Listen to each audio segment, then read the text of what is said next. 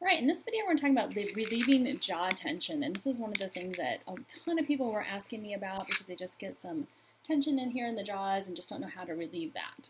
So jaw tension can be related to hip tension, so you actually have fascia trains or anatomy trains that go all the way from your jaws to your hips, and so if you have a lot of hip tension, you probably have a lot of jaw tension too, and vice versa.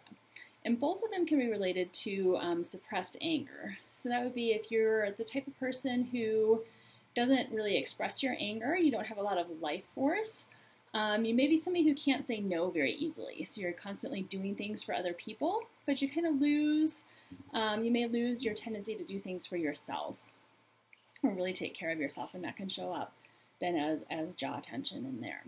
So if that's happening to you, you can really look at your life and think, where am I not really standing up for myself, or where am I suppressing anger towards somebody? Take out your journal, do some journaling on it, and see what comes up.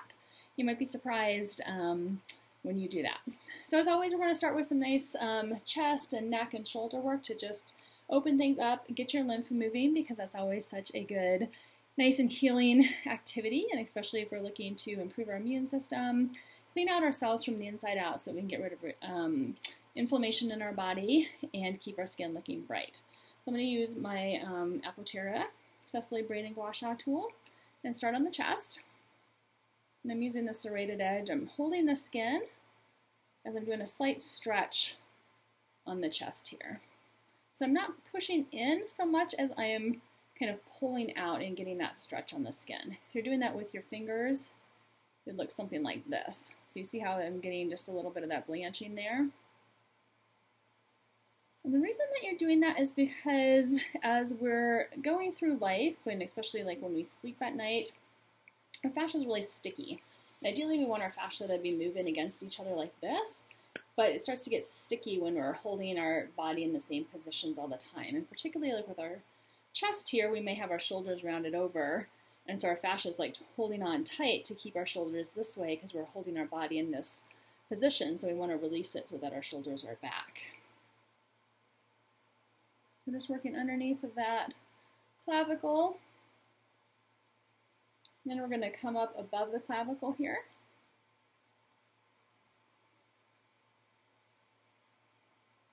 If you haven't gotten one of these Gua Sha tools yet, they're really fun because they come in different colors. Some of them are marbled. Some of them are more gold like this. Some of them are more pink or earth-toned like that. They have different colors. So I always tell you that your stone chooses you. Whichever one arrives in your mailbox is the one that you were meant to have. So working up above this, the clavicle here really helps to allow lymph to flow right in this area. So we're opening up this whole passageway for lymph to flow into. Next, I'm going to use this kind of rounded edge here. And again, I'm doing that same motion of holding and supporting the neck as I'm doing this, because we don't want to, some people are just doing this, but you really want to support that skin. When you're getting that pulling motion, you just want to make sure that you're just getting a little bit of a pull, you're not going crazy. It shouldn't hurt, it should feel good. You should feel like you're getting some good releasing there. In the back, you don't have to support it as much because your muscles are generally tighter, they're closer to the bone there. I'm going to make sure that I get the shoulders though back here good. Your shoulders can get so tight.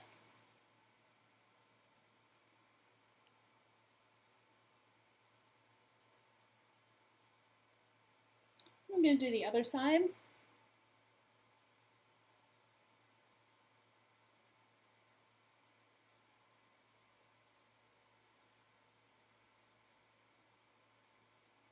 If you're doing this on a daily basis, you're just going to notice how much softer your skin gets, right? When you release those fascia adhesions, your skin can actually hold on to more moisture, and you'll actually need a lot less from products. The other thing that I highly recommend is that you wash your face way less than you're probably already doing now, because every time you wash your face, you're stripping your skin of oils. So that's exactly what you're doing, is you're removing the oils that you naturally have on your skin, and then you're trying to replace it with moisturizers. So if you just wash your face a lot less, you'll keep a lot more of your natural oils and actually protect the barrier layer of your skin. So that's really important because that barrier layer of your skin really helps to keep the things that aren't supposed to be inside your skin out. That can be sunlight, that can be UV rays in particular, that can be bacteria and viruses, it can be pollution, dirt, any of those things. That barrier layer is trying to protect your skin from, or the inside of your body from entering. I'm going to work that shoulder area here. It feels really good.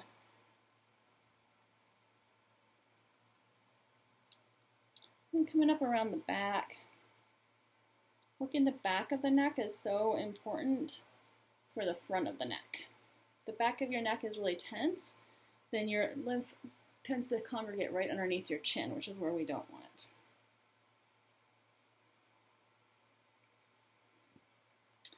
Once I've released the whole neck, you can keep going on the face if you want to, and particularly if you're doing the face lifting video. Oh, I was looking for my oil here.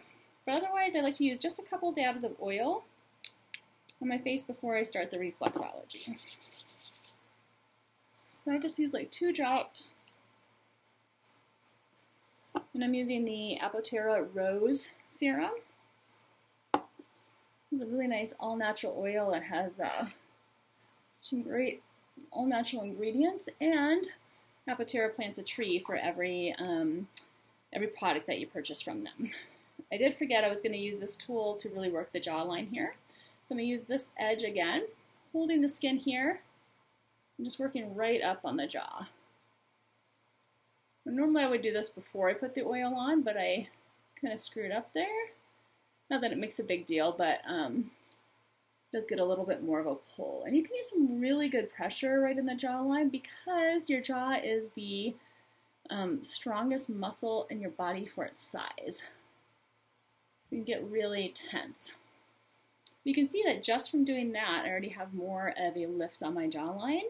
And you're going to notice even after we do the reflexology piece of that, this is going to become even more toned.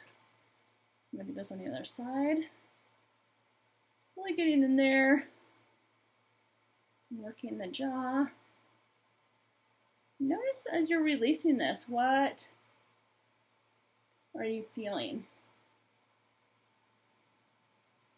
You might notice when you do regular jaw work that you find that you're able to say no a little bit more, that you are more aware of what your needs are and how to fulfill your needs instead of trying to make everybody else happy all the time. So next we're going to get out our reflexology detector, and I'm going to start by working around the ear. So point 16 is here where the top of the ear attaches to the face. And all of these points are where the jaw attachments are. Just doing some nice massaging in here. And this point has to do with the shoulders and the eyes. So you may notice that your shoulders relax a little bit. You may relieve some eye tension. Then we're going to come down and work this point right where the bottom of the ear attaches the face. And this has to do with hips. So this can release some hip tension. It's something to have to do with the throat and the thyroid. So if you're having any thyroid issues, low energy, lymphatic drainage issues, or anything going on with your throat, coughing, laryngitis, this is a good point to work. And then we're going to work behind the earlobe. So we're working all the way where behind the earlobe and then where it attaches, the ear attaches there. And that's another attachment point for the jaw. And this point feels really good on me. Hopefully it's feeling good on you too. And then we're going to come in and just work the whole jaw muscle. So have that little shaded piece on your download. Just as a side note, with all the downloads that are in this series, be sure to print those out and put them in a little notebook for yourself. That way there you have them for reference. Of course, you can always come back to the videos as well.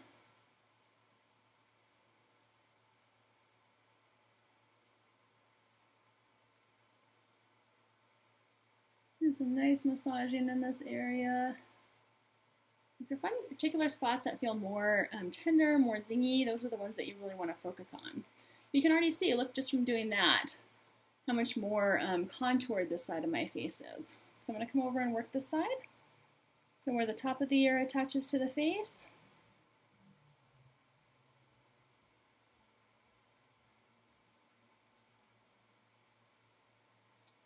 I'll massage it about 10 or 15 seconds. Then come down to point 14 where the bottom of the ear attaches to the face. Again, these are all jaw muscle attachment points. So just working this is going to really help to relieve that tension. It can help relieve if you have clicking in your jaws. Get behind the ear here. Some nice massage work. Oh, it feels really good. I didn't even realize that was so tender. I'm going to get in here and work the whole muscle. Again, you're looking for spots that just feel more tender, more zingy, or that when you massage it, you're just like, oh, it feels so good. And you can do this daily. You know, if this is one of your spots, get in there and work it. I have a tender spot right in here, so I'm going to work that a little extra. Don't know what that's about.